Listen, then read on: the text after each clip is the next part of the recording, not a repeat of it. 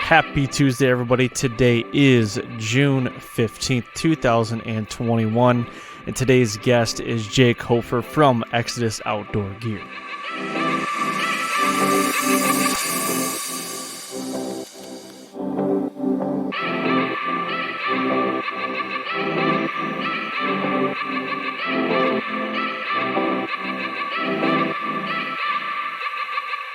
All right, welcome to the Fall Podcast. I am your host, Aaron Blasey, and today's episode is 165. And today's episode is an awesome one, just like every week. But the reason why today's episode is so great is because I'm talking to Jake Hofer from Exodus Outdoor Gear. Now, to give a brief little synopsis of what Exodus Outdoor Gear is, if you don't know, is they are a trail cam company. They are based out of Ohio. Jake works for them, does a great job with them, and Exodus trail cams have been, at the forefront of trail cams or one of the top tier ones for the last couple years, to be honest with you. So if you guys have been living under a rock and have not heard of them, I suggest you go check them out, see what they're all about. They put out a lot of cool content on YouTube and with the whitetail cribs and all that stuff. It's really cool what they do. But that's not today's podcast. Today's podcast is a talk between Jake and I, and how he's a resident and born and raised in Illinois, and he's actually hoping to take his first out-of-state trip to Iowa this year, if he draws. So he reached out to me not too long ago and asked me about Iowa, and he wanted to go and, possibly try an outfitter, and he wanted me to tell him about where I went in Iowa. So to give a kind of a brief backstory on my Iowa trip, if you have not heard this before. So basically how it works is Chad Johnston is a really good friend of mine and Casey's and Chris's, and they've known him for a long time. I've known Chad for 5 or 6, actually probably 7 years now. And what Chad is, he owns an outfitter called Midwest Antler Company out in Iowa.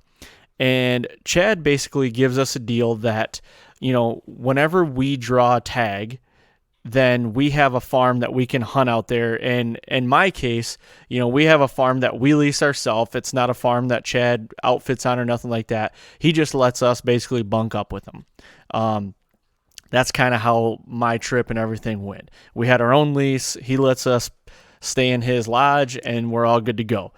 But Jake, he reached out to me and was like, hey, how's, Midwest Antler Company? Do you recommend it? I'm like, for sure, 100%. He's got the deer. Chad knows more about deer than, just about anybody that I know, and big deer. He's a big deer killing machine. He's the type of guy that you would never hear anything about because he just really doesn't like being in the limelight kind of thing.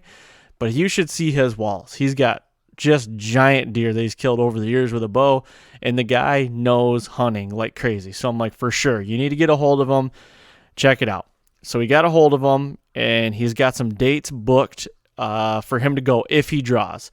So the reason why I say if is because this year with COVID and everything happening last year, there's been a culmination of things that people, even for like Kansas, a lot of people didn't draw. So we're thinking Iowa, a lot of people might not draw either. Jake's got 3 points going to 4. Usually with 4 points, you're almost guaranteed going to the zone that we go to.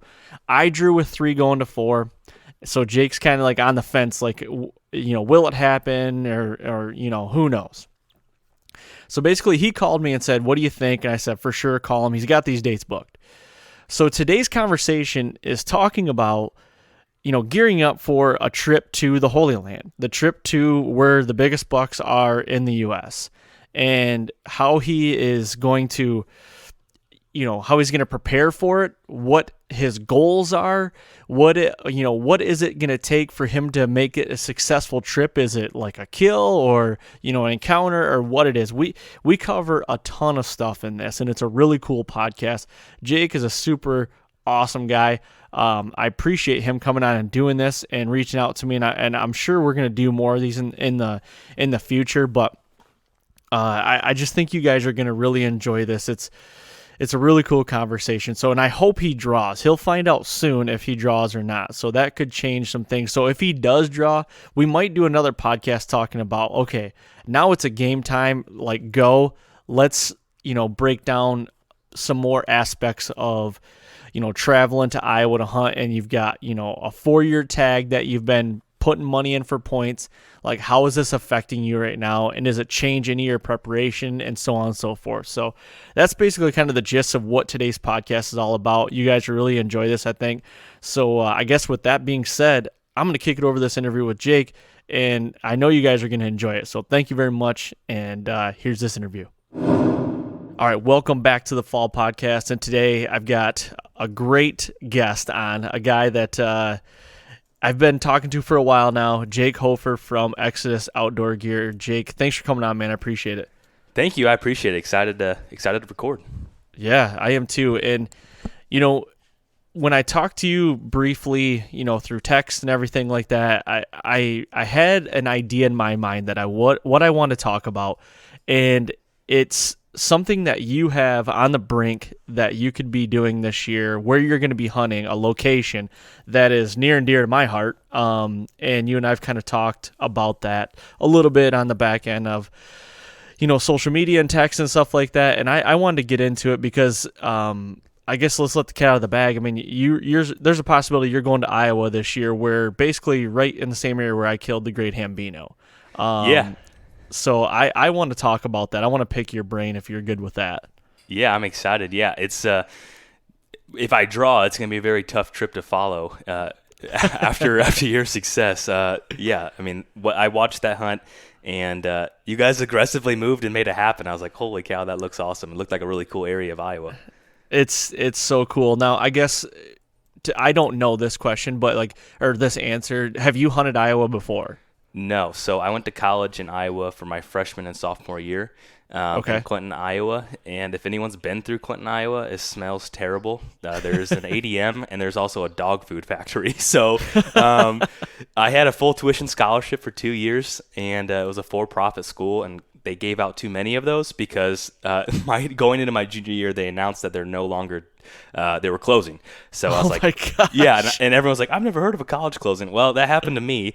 And so then I was in this limbo of them promising that everything would transfer. But leading up to the end of my sophomore year, there was rumors of them closing, and they're like, we're not closing, all this other stuff. And then they were promising all the credits would transfer and everything would be good. And I was like, you guys already lied once. I'm out of here. So I transferred to Western Illinois. Okay, I gotcha. So you grew up in Illinois, right? Yep, exactly. Yep. Okay, so you're from, in my opinion, the OG big buck state. I think Illinois was Iowa before Iowa was Iowa. Would you kind of agree with that? Yeah, in its heyday, it's tough to argue that Illinois was and still is a special place for big deer. But to me, with Exodus, I've had the ability to walk a lot of really cool farms in Iowa and spend some time in there. And it's a multiple times better than Illinois, in my opinion, at least where I'm at. So, yep. But yeah, I mean, Illinois is great, has been great, and I wouldn't change living here for anything. Yeah, definitely. I'd go to Illinois and live if I had the chance. But honestly, I got too many roots here in Michigan that I'm not leaving. I'm parked where I'm gonna be forever. So I'll just travel out there. Yeah, I mean, Illinois, you can buy that archery tag on literally just about every year, so that's always that's a huge benefit. I'll be there this year. It'll be the first time I've hunted Illinois since 2013. So I'm excited. Illinois is one of the states, other than Michigan, that I've been to that I haven't killed a buck in yet. So it's one of those ones on the check box that I need to check that I want to kill a buck in. So that hopefully this fall I'm going to dedicate to Illinois, and that'll be my plan. That's exciting. What time of the year are you coming to Illinois? So it's kind of open. We have a lease there. It's kind of open-ended. I mean, I really like to try to get in that first week of October anywhere. If you can get something, I really love the first week of October. I'm a terrible first week of October hunter, but I love it. And I really want to try to make a trip that time if my schedule presents. And then honestly, Casey, there's a good chance that I might be in Iowa with you this year. That's funny you say that. Yeah, because I was talking to Chad, and he was like, "Yeah, Casey's going to be in camp." So yeah. Yeah. So if he draws, I'll be there with you. So if he draws this, like his Iowa trip, we'll spend a lot of time there. We'll stay there till we kill one. If it takes 2 weeks in November, we'll be there. So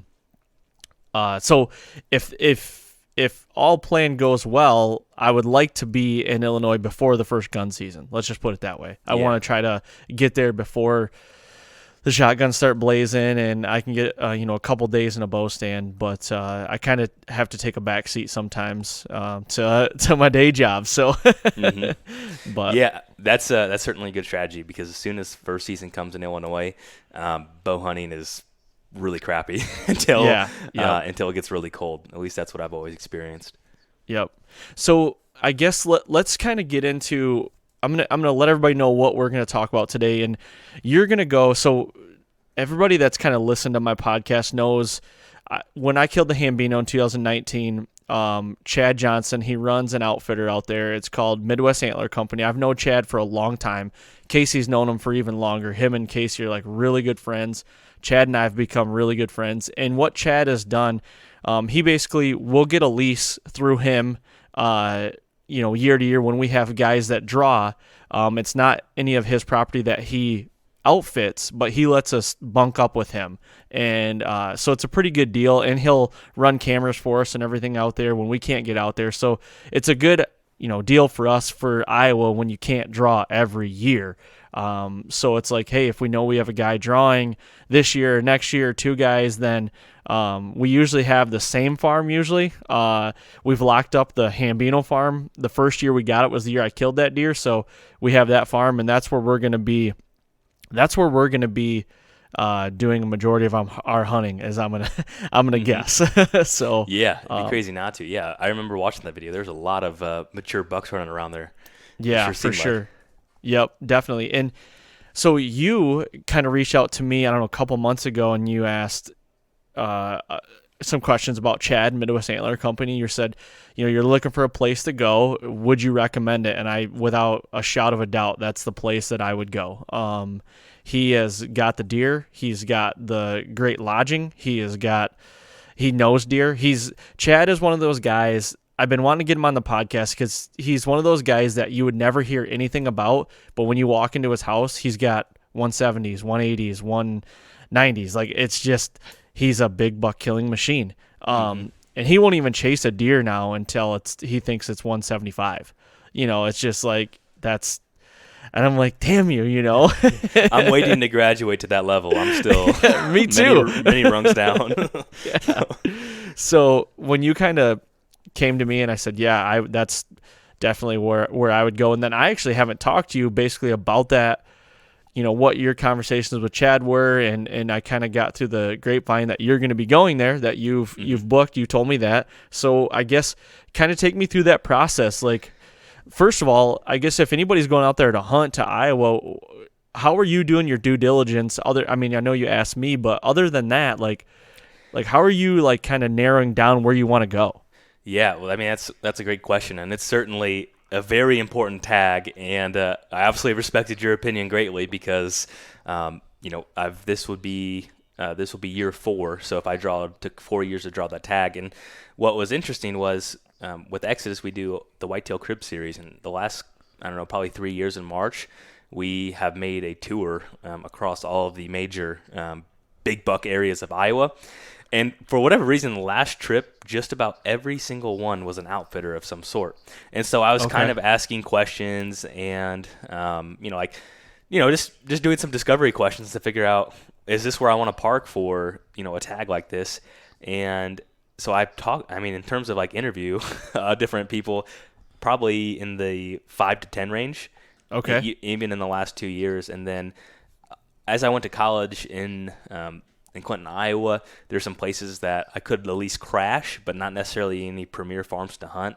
And so that's kind of where, so I try to turn over every stone and just try to gather as much information and options so I could make the best decision, in my opinion. that totally makes sense. Now, when in your head, when you're looking for that, like, I'm going to go to Chad's or I'm going to go to X place, like, what is that piece of information that you're looking for, or is there that, like, yep, it took you over the edge, like, that's where I'm going? Like, what does it have to be? It's a mix of a lot of things. If some guy says that we have 100% shot opportunity and everything's great and we see nothing but giant deer, like, we've all probably done some asking, and it's like when it sounds too good to be true, it probably is. If they say, like, if you go in there and you hunt hard and we have these, most people have an opportunity, and availability, I think, is another thing. If they say that our books are wide open, I'm like, well, why are they wide open? Sure. Yep. And so it's like kind of all these different discovery questions. And then in terms of like what pushes me over the edge, it's a people business just like anything else. And obviously Chad came from your recommendation, and then I talked to him on the phone twice.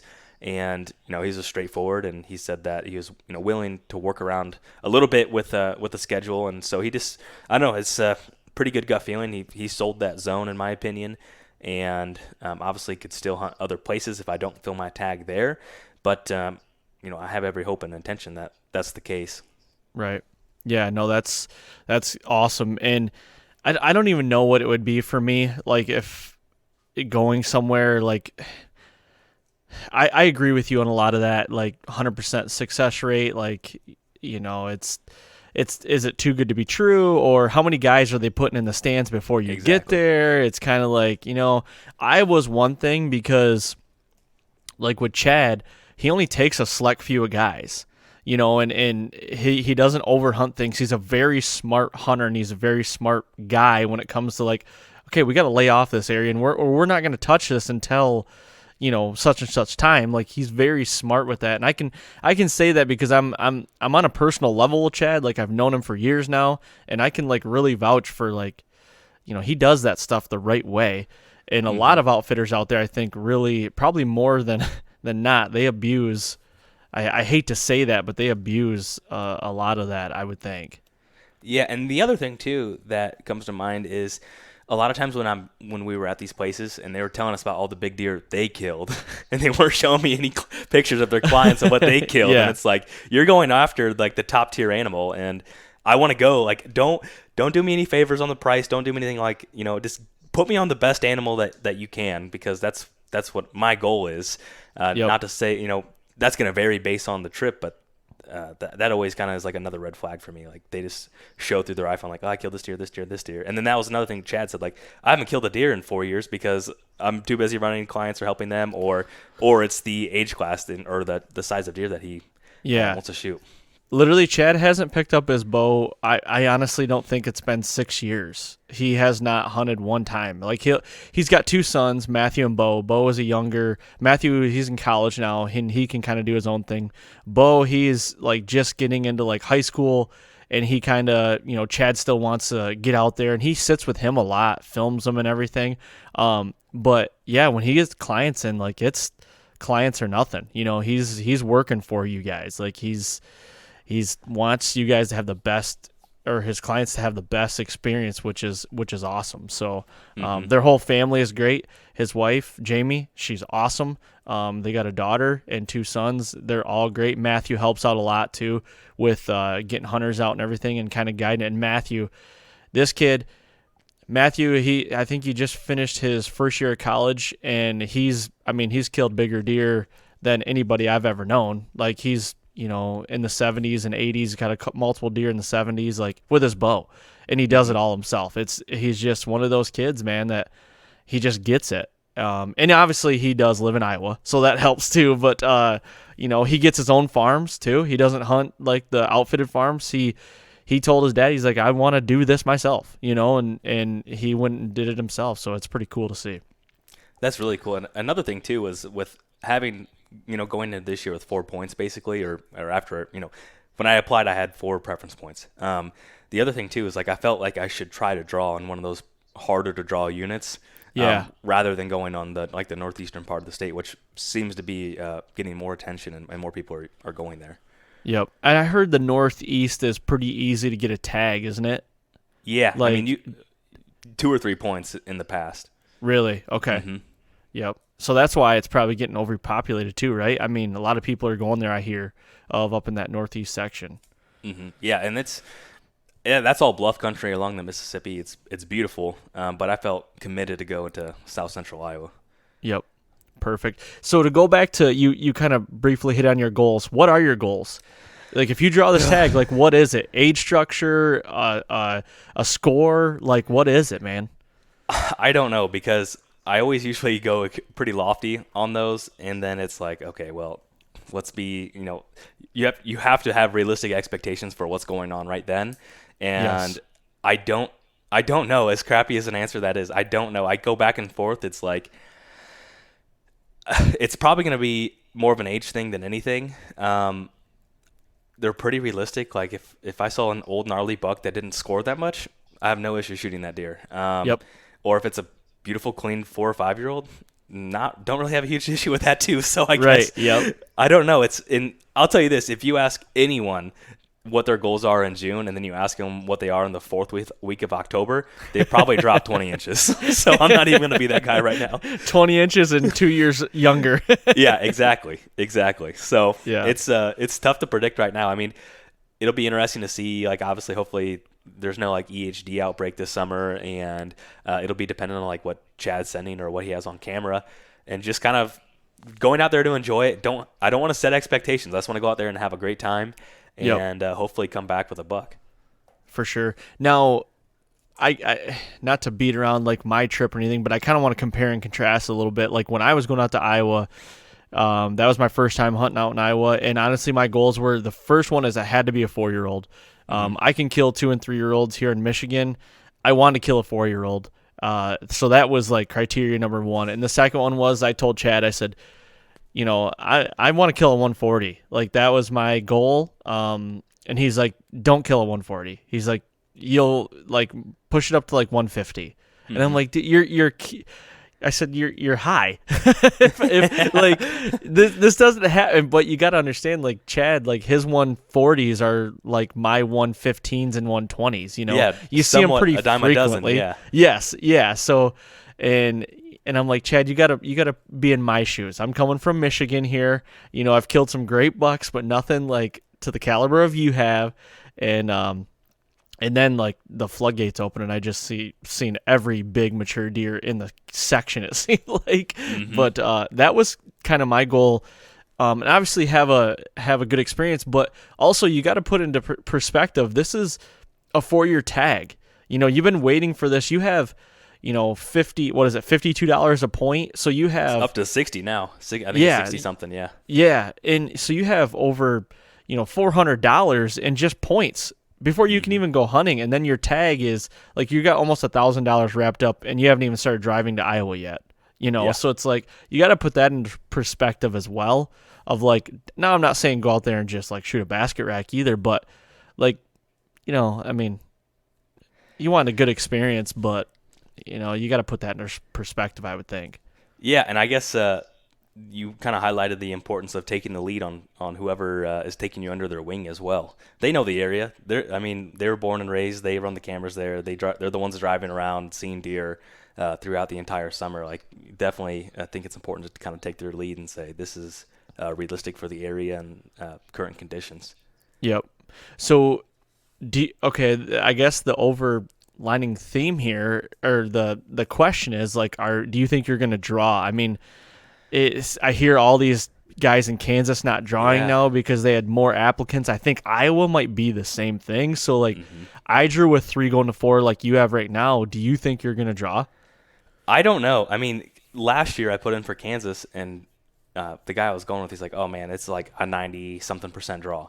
I didn't draw. And then this year. Oh, really? Yeah, and then I did draw Kansas this year. So if I don't draw, that's okay. I don't know. I don't want to, like, self-sabotage or anything, but I wouldn't be surprised if I don't, based on how Kansas went for a lot of people this year, and that's okay. I mean, honestly, if I did Kansas, Illinois, and Iowa in the same year, that would be pretty crazy and pretty hectic as well. So yeah, for sure. If we have to spread those out a little bit, I'm not going to complain really. Yep. So I guess when I got my tag and it was like, okay, you drew Iowa, it was a total different game changer for me. So you really haven't hit that yet, but like, what's your thought process right now? If let's speak hypothetically that you are going to draw, like, what is your thought process right now to get ready for this trip? Because I mean, this is a big one. I mean, this is Iowa. This is 4 years in the making. You've never done it. For me, it was growing up watching everybody out there kill big deer, and it was like a pipe dream almost. Like, is it kind of the same thing for you?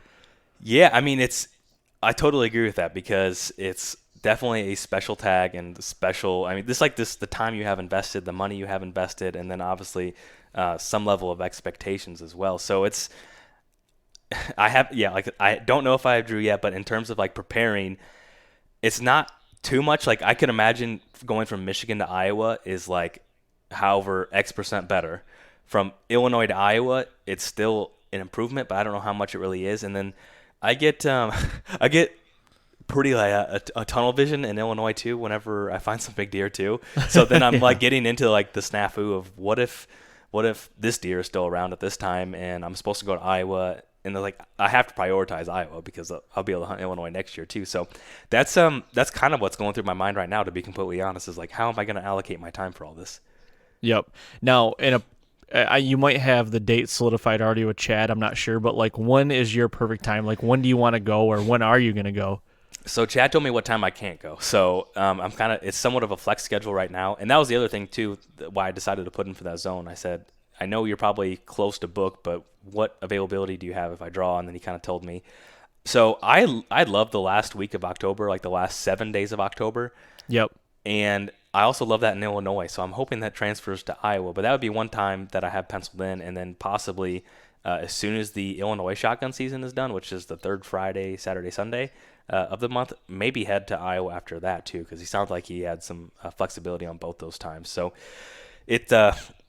I'm not sure. And if he had flexibility where I could buzz out there with a cold front, that would be fantastic too, but I don't expect him to accommodate to me too much.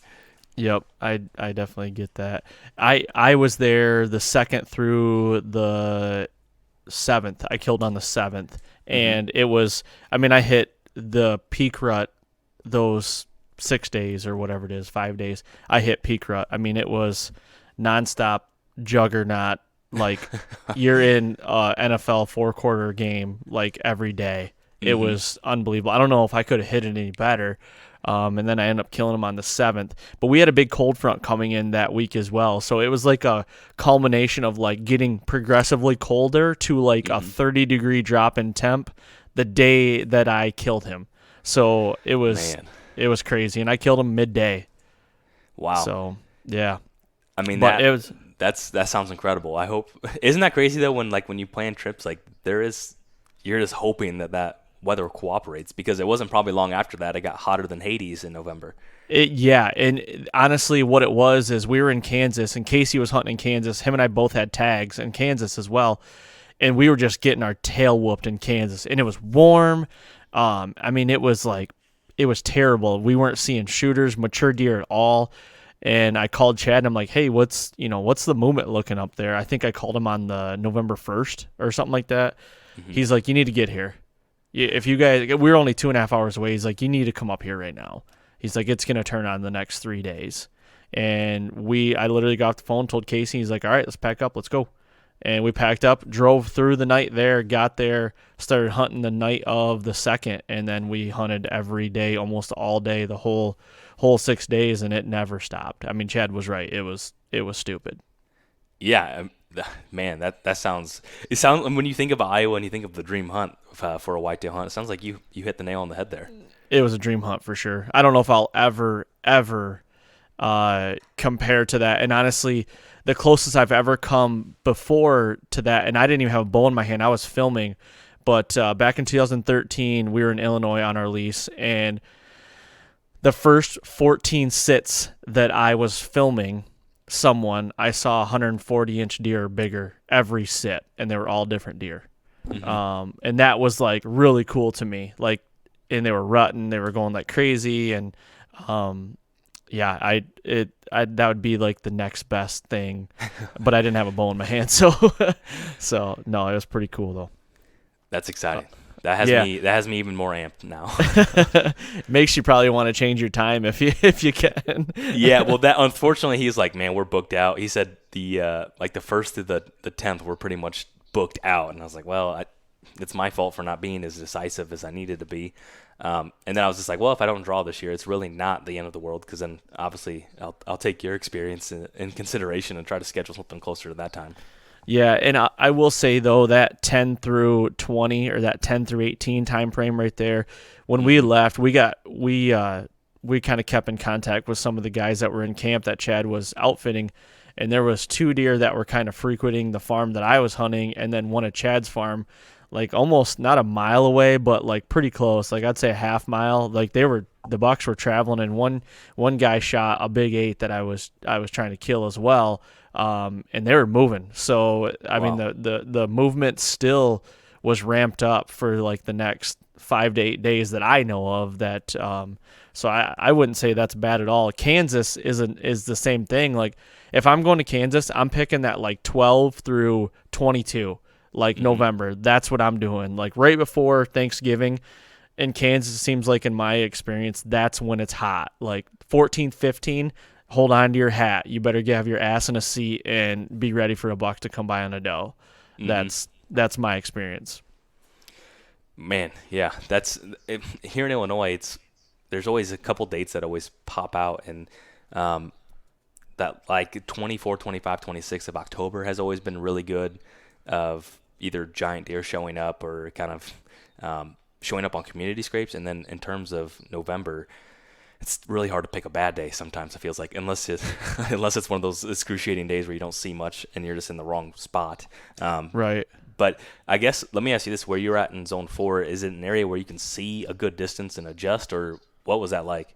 Yes. You can, in some areas it's pretty hilly. But you can, for the most part, you can see a ways. Like that was the good thing, and that's something I would say. And like Chad will have you all dialed up. I mean, but he'll also take input, and you guys can definitely bounce ideas off each other. But that is, it might sound very elementary, but my whole game plan going into the Hambino was I want to get on the highest point where I can see the farthest, and I'm going to sit there for a day or two, and I'm going to move.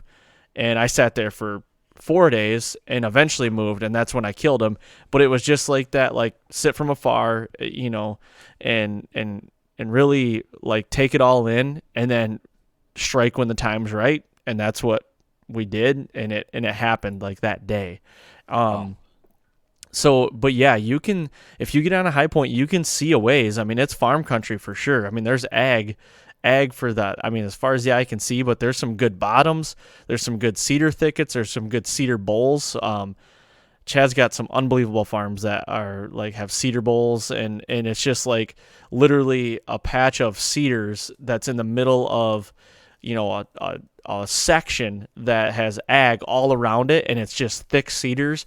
And man, I mean, if you can get an all-day sit-in, that's what I recommend too. Sitting all day. If you can take it, sit all day, and it'll happen. I always say, like, you park your ass in a tree. I don't care what tree it is, as long as you know that there's deer around the area and in the rut in Iowa somewhere.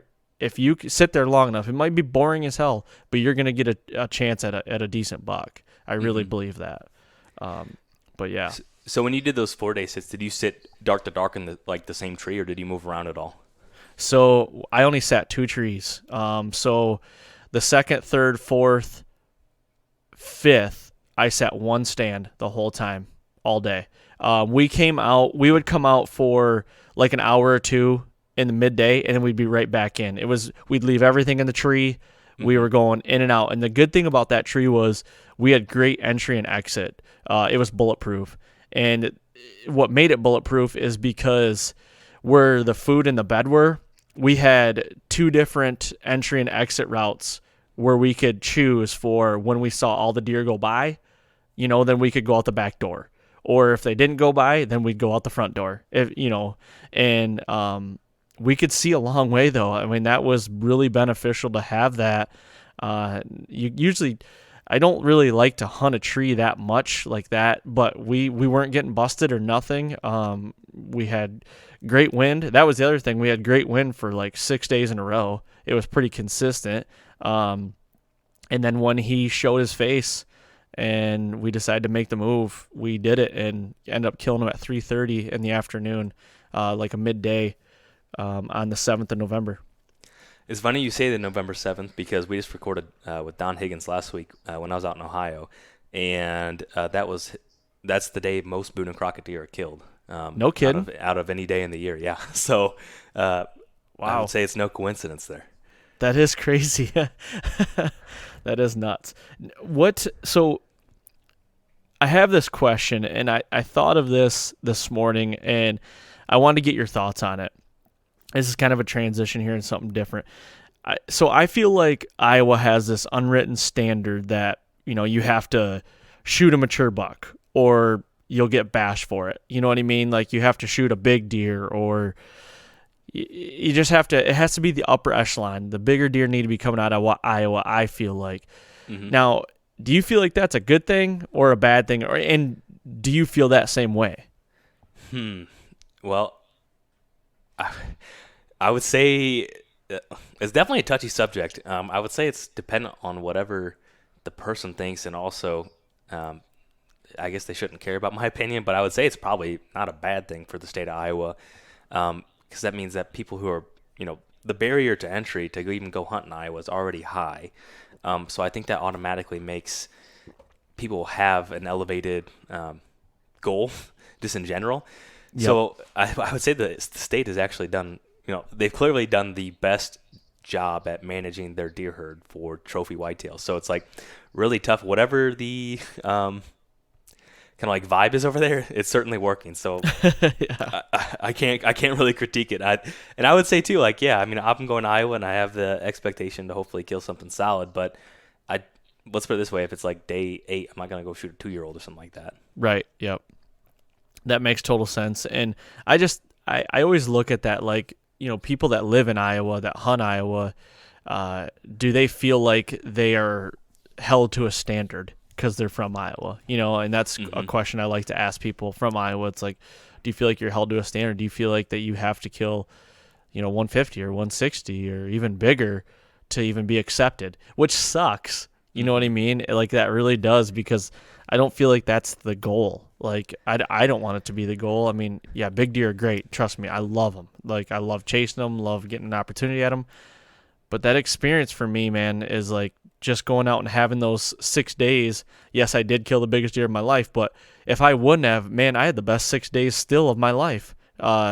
Seeing just huge, giant, mature deer and seeing them, seeing big bucks do big buck things was really cool. Mm-hmm. Yeah, and that's probably the most common thing we always hear from people that go and visit Iowa is like, man, it's so nice for deer to do what they're supposed to, when they come from a more pressured state. Yes. Yep. Yeah, I agree with that. Like, come from Michigan, it's like, man, you look at an area and it's like, well, the deer should be doing this, but they do not. Then you go out to Illinois, Kansas, Iowa, Ohio, even some of those states, and it's like they do those things. So that's how, like, when I leave Michigan and go hunt somewhere else, I throw basically everything that I do in Michigan out the window and just like adapt. If you can't adapt to a situation, I feel like you might have a tough row to hoe. Do you agree with that? Yeah, I mean, that seems to be the case for most people who are able to go to any state and drag out a big deer, and they are always optimizing for the terrain and the type of pressure that they're hunting. And that's something that I don't have a ton of experience with. Where I'm at in Illinois, there's a lot of different topography, but I would say that the pressure is pretty well even across the board. But yeah, I mean, you certainly have to adapt. There's no doubt about that. Do you have any scenarios in the past where you've had to really adapt, like a 180 of like to get a deer on the ground and it happened? Yeah, yes and no. One that comes to mind is, which I bet I call Iowa, like Illinois has pockets of Iowa, if that makes any sense. Yep. There's certain like 2 or 3 square mile areas that feel like Iowa in terms of like density of deer, quality of deer, and pressure. And this farm reminded me of a mini pocket of Iowa, and it was mainly ag with little fingers and ditches. And there was literally one tree I could be in that would be on the property and, have enough cover and everything. So I adjusted, went and hung a stand, and then I shot a buck that night, Really? going over there. Yeah, and so that was the second year I hunted that farm, and I hunted the other side of the farm too because this looks more convenient for me. But then once I adjusted for what was going on, it certainly paid off. So that has me excited about Iowa because I'm sure the terrain is very similar to what this farm was. Yeah, it kind of sounds like that if I'm picturing your terrain the same as what I know of Chad's area. Now, how much merit do you put into first time in is the best time in? I do. I obviously put a lot of merit in that, and that's just simply from personal experience and also from all the people that I certainly respect their opinions. This particular scenario, I took the set down and then I went and rehung it, so it was like the second or third sit in there. Okay. But then I'm thinking of the two oldest deer that I ever killed, and those are both first sit hunts. So it's kind of hard to argue that. Was that like a hang and hunt kind of thing, or like going with a stand on your back and just pick a spot? I think this is going to be a good area kind of thing, or how'd that play out? So in 2017 or 18, I think it was, I went and hung a stand the very first part of November. It was a rainstorm, and I wanted to go and set up in this area, so I went and hung a stand and had it ready to go for the next. And I had to hunt it on an east-northeast wind, which is obviously kind of rare. So I had it all set up, and then November 10th, cold front dropped, came in a east-northeast wind, went in there, and then shot a 7-year-old after we sent in the teeth. And wow. And so that was a really cool hunt, and that was the very first sit, and it just worked out. And then another scenario, it would have been 2 seasons ago. It was the farm I was hunting, and I hung a set in late October, very similar type deal where it's I'm already gonna hang this stand, so I might as well hunt it tonight with almost zero expectations. But it was more getting it set up for next time.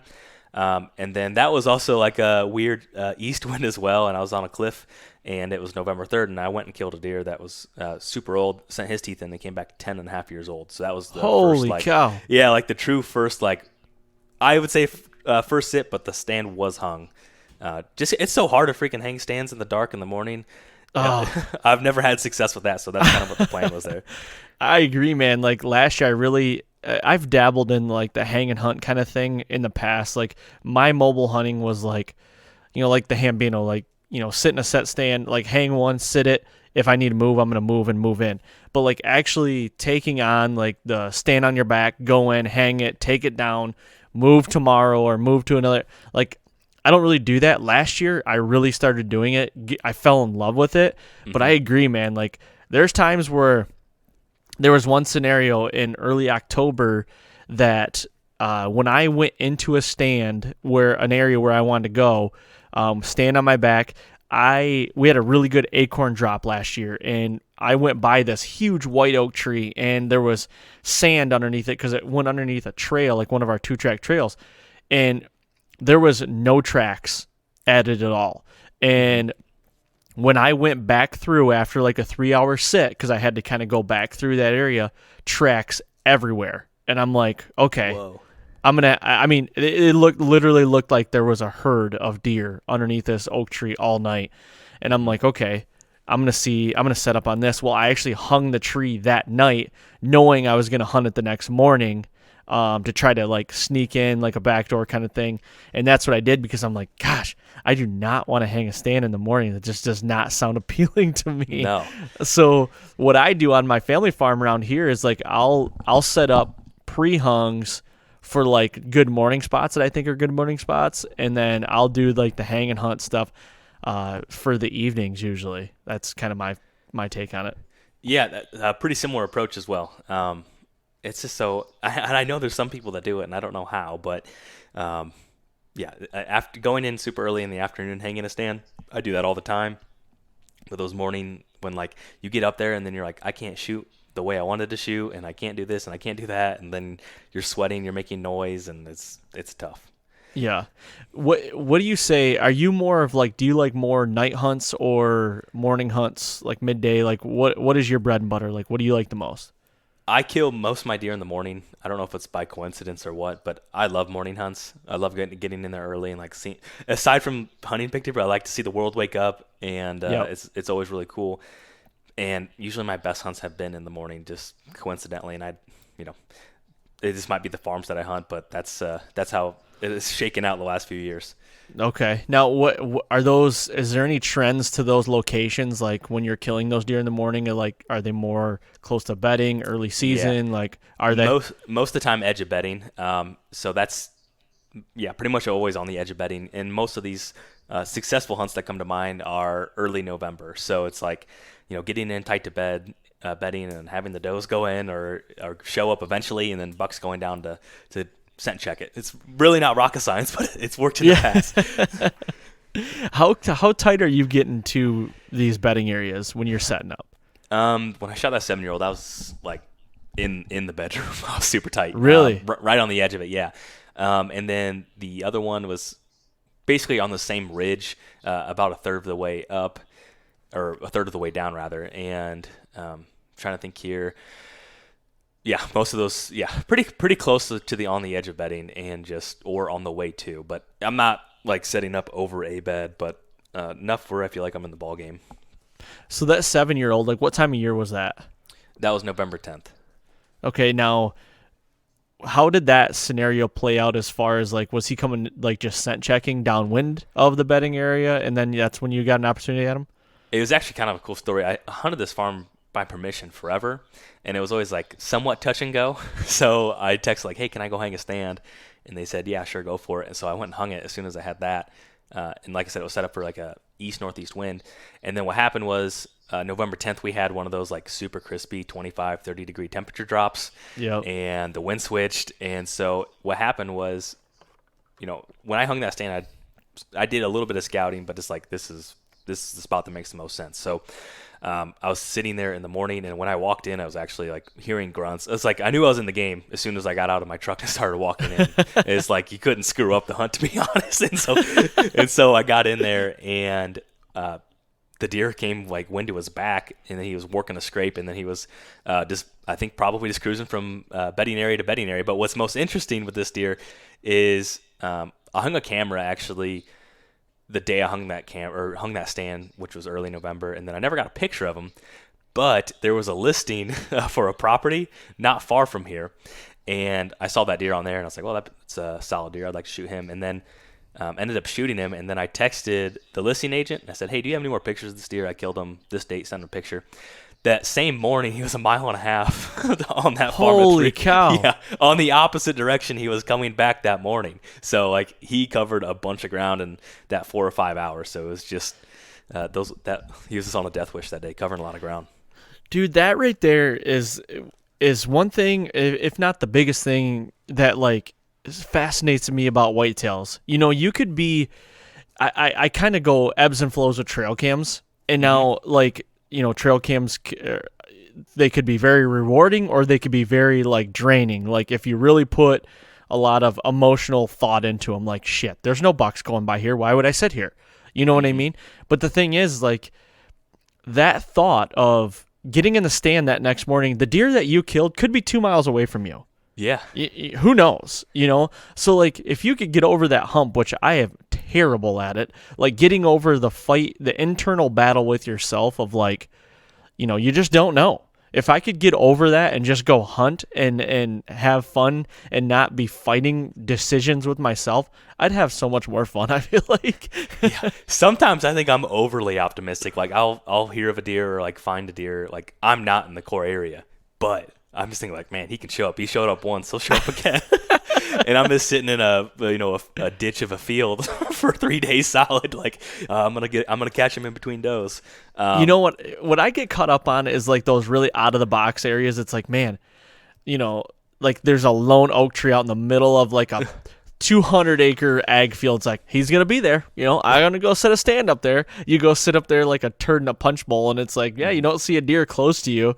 And I just get hung up on those like out of the box. Like it could happen right there. Big deer will take does in the rut in these most obscure places. And it's just crazy where you can see them just bedded up somewhere. Yeah, I mean, where I'm at, it's 2 miles does not feel far at all for a deer, Really? especially that time of year. Yeah, and that's, I don't know. I'm usually pretty good at finding a big deer a year, but it's like in reality, if we were in Vegas and you had odds of me killing that deer, it'd be a really strong bet for anyone betting against me not killing it. Meaning, like it'd be like 1 to 10,000 odds, but in my brain, it's like I have a 1 in 10 chance. Like I'm going for it.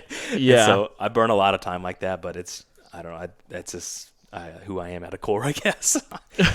What is your philosophy as a bow hunter as far as like what's your approach to the season? Now, I know it's very broad and it changes daily or even, hourly, but like going into each and every season, like kind of what's your 30,000 foot view approach to the season? Mm-hmm. So the biggest thing right now, I have basically like one decent lease and everything else is by permission. So it's always somewhat kind of shaky to begin with, I would say, in terms of like knowing for sure of when and what I can do. But in terms of the big plan is just using the annual trail camera data, which I know we talk about on our podcast all the time. I have just seen that to be so crazy valuable with deer that survive. So a lot of times I run a ton of cameras on a ton of different farms just to spread my net wide. Not that I'm hunting all those that year. So like going into this year, I'm going to go in and basically revisit all these. I have a drawer full of SD cards. I'm going to go through there, jog my memory, and try to make a decision from there. But it's kind of weird. At the same point, I probably fall into some of the same habits and ruts, no pun intended, every single year. And I end up hunting a lot of the same farms like around the same time just because like that's when they're good. A lot of these are small parcels. It's not like you can just move around and like, well, if the deer aren't there, go find them. Like I can't do that. I'll be on the neighbors. So like a lot of these small farms, they just have a small opportunity like a small window of opportunity. And so I have an idea where each of those are, and I'm trying to spend my time there. And then after the farm's crappy, move on to the next one. So I don't know if that helps answer your question at all, but it's somewhat methodical, but at the same time, extremely sporadic with no real sense.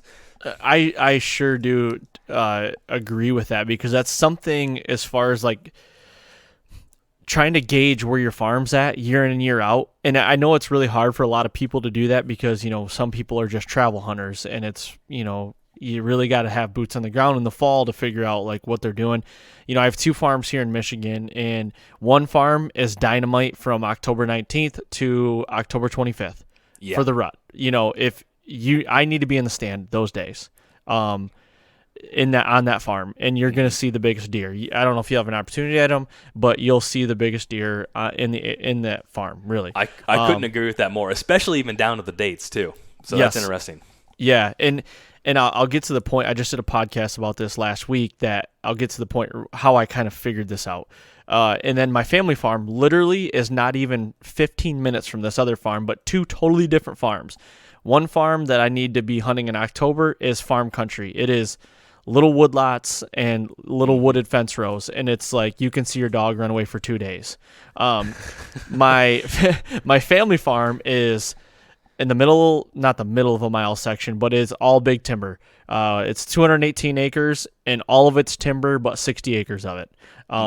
So it's like very sporadic, very like you really got to hone in on where the deer are concentrated and where the most, concentrated deer sign are. And we have a lot of oaks and good oak ears. It's really difficult to hunt. I won't lie to you, but that farm, just because the movement isn't very defined and there's food everywhere. Exactly. The food is, everywhere. Literally, your best option is to like get some buddies and say, hey, everybody go sit over a certain oak tree and just see who has the luck, kind of thing. It's so sporadic when we have good acorn drops. Last year was so sporadic, and you just you got to get tight into them too. Like I hunted early October last year.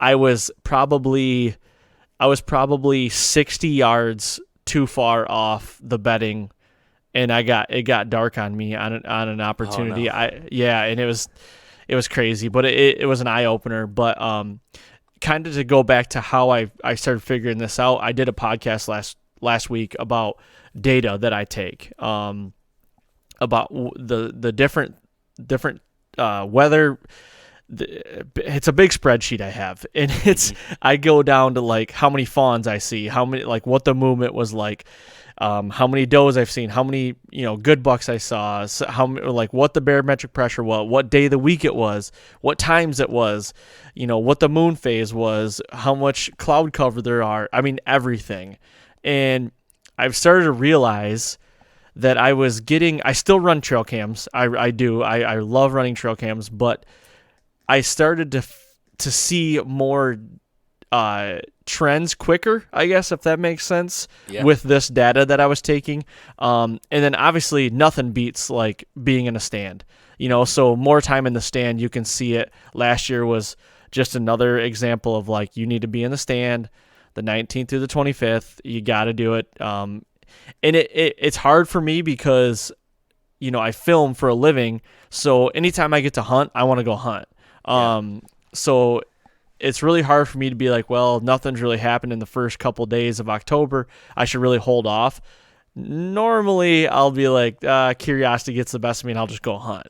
But I really need to pump the brakes on it and make my strikes more methodical, if that makes sense, and kind of be more efficient, I guess. I'm guilty of that as well, for sure. And he always, going back to our podcast that we recorded with Don, I was like, he's killed 4 of his best deer in the last 4 years. And I asked him, what are you doing differently now? And he's like, I'm hunting less. And I was like, son of a gun. Like, I don't know when, I don't like that makes sense. Great. Yeah. But like, I don't have the 30 years of experience to know when that is. And so like, I always struggle with that advice. It's like, you'd be like, Don, give me the black and white answer. Just give it to me. Yeah. It's like, tell me when, like I'm trying to figure it out, but please, sensei, please. Yeah. And it's just like continually, I probably overhunt some farms, but then it's like, they're only good for a certain time of year anyways, like you said, like you have to strike while it's going to be hot, but then it's like, how do you do that methodically with a little bit more precision to actually have more success? Once you figure that out, let me know. Yeah, well, one thing that did help out a lot, and I've said it on a couple podcasts now, and is on my farm that's good in October. It's my 1 acre farm. 1 acre? Yeah. Nice. Yeah. I have it's an 80 acre farm. Well, I guess I should rephrase that. It's an 80 and a 40. It's divided by a dirt road, but the 80 acres is all ag, and it's got 1 acre of timber on it, and it's got some wooded fence rows that come into it. And you would be so surprised the caliber of deer that I get on camera in daylight, and the deer that I see and have had opportunities at and have been blown opportunities. In Michigan. It's crazy, but is that early season 2, I assume? It's 19th through the 25th. Okay, yeah. Yeah, it's literally that, like, I've narrowed it down to that time frame. Last year I had a buck, a good buck. He's Pope and Young 8-pointer, and that's an upper echelon buck for here, on the 25th, I talked about it on last podcast. I think it was the 25th or 26th of October. I watched him from the stand breed a doe 4 times, and I watched him for 36 hours. I watched him, and he never moved with that doe. Yeah. Wow. In October. Yeah, and I've seen one other buck earlier than that breed a doe in Michigan, but it was like I've never seen anything before like October 20th. So it just last year I hunted a lot on that farm, and I think that was one of those like solidifiers, like, man, yeah, it's true, and now I'm going to be living over there. I'm building a house over there on that farm, so I'll be able to see like all around. But it's crazy. I feel like you feel like you get a plan and a pattern, and then tomorrow it changes. It's just, I don't know. The historical data, when you brought that up, I'm like, I want to be better at that. Like, I believe in it, but I haven't had it happen to me enough to where it was like, yes, Mm-hmm. I mean, there's a couple stories that like, wow, that's crazy accurate. You'll probably call me a liar, but even last year there was, I don't know how old for sure this deer was, but if I showed you pictures of him and over the years, you'd probably guess 7 or 8 years old, just based on how many years we had him on camera. But anyways, still really putting annual trail camera data into effect like the last 2 or 3 years with some level of efficiency. And I had a bunch of cameras splattered along this field edge because that's about all I could hunt. Sounds somewhat similar to what you have going on. And in 2020 and then 2019. So 2019, he was in there like the 24th and 25th, and then he disappeared for a long time. But the interesting thing was like I had him in the evening, like the October 24th, October 25th, and then this year, and there was also like you could see like the does, like he would follow the does out to feed in the same field and everything else. So like there's more qualifying data than just like, all right, big deer this date. So there's like all these different things going into these card pulls because I had 3 cameras on one field edge. And so then 2020, October 23rd, a big buck shows up on the field edge, and I'm like, okay, it's time. That's not him. I know this deer's alive. So I had him in velvet. So then the 23rd, then I already had a blind set up ready to go, like based on last year's data. I was in there, and then the 24th, my cell camera goes off. He walked right in front of the other camera on the 23rd. No. Within 5 minutes, I swear, within 5 minutes of the year before, down to the date, like within 80 yards, like so close, and it didn't happen. That is crazy. Yeah, and then so the 25th in 2019, here comes a group of does running, and then here comes this buck after. Okay, so then 2020, I went back and I hunted the same spot. He was in here for 2 nights. Here's my chance. Let's make it happen. I put a decoy out because he had a lot of I have run all my cameras on video, so he's like very aggressive, smashing locust trees, like everything, like just going crazy. And then so 2020, I was like, I bought a decoy. I put it out, and I said he's gonna see this. He's gonna get pissed off, and I'm gonna smoke him.